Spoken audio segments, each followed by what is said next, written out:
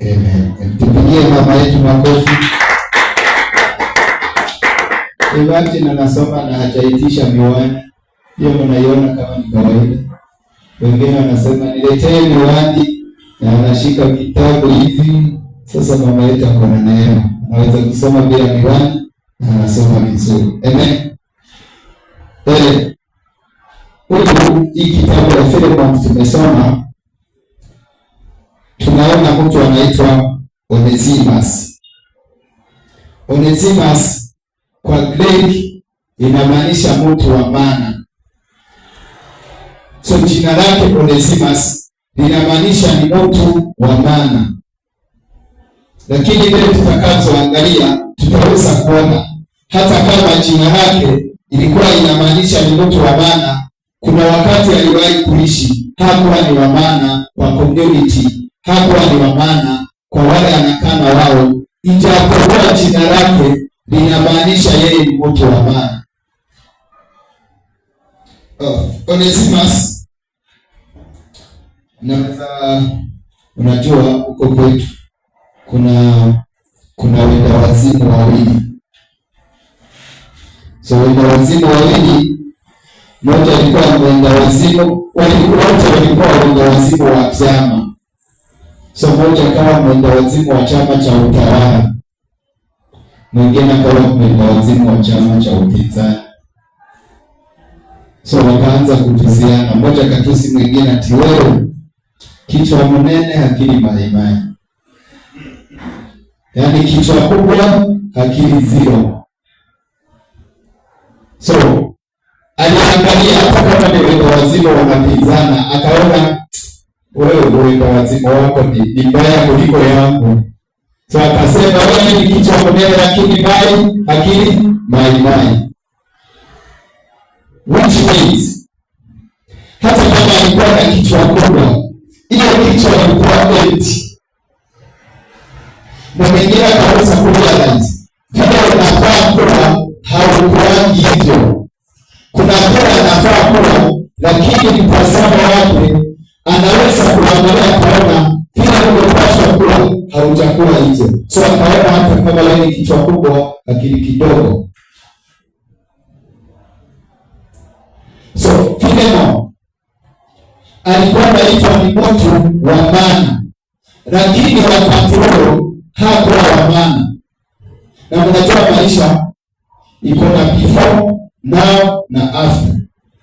So ningependa kuangalia before, tuangalie now na after. Hata sisi tunaweza kuangalia kwa maisha yetu.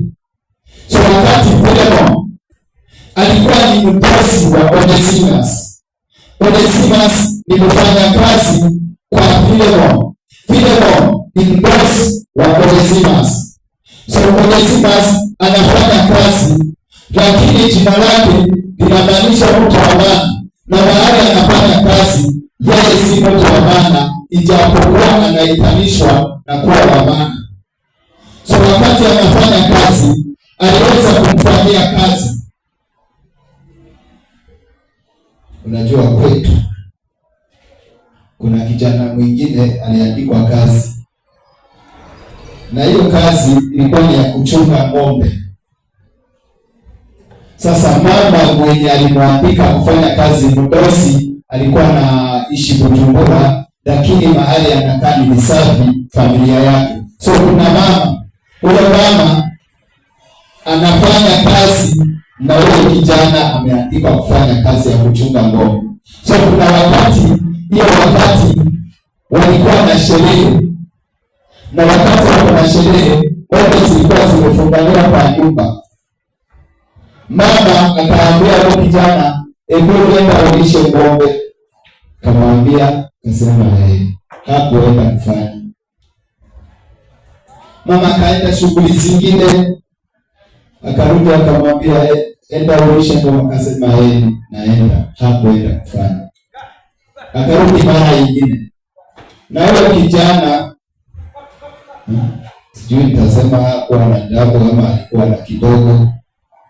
Wakati mama anamwambia, anamkumbusha tena, kasema mbona wewe usiende kuzilisha, si ng'ombe zako? unaniambia kila kitu atenganishe na wewe ni ngombe zako, mbona usizipeleke?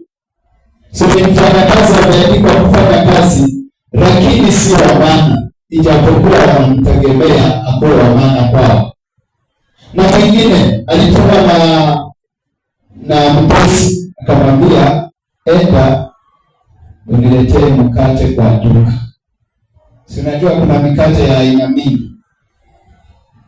Sasa kuna mkate alileta, lakini hapo ametumwa hiyo.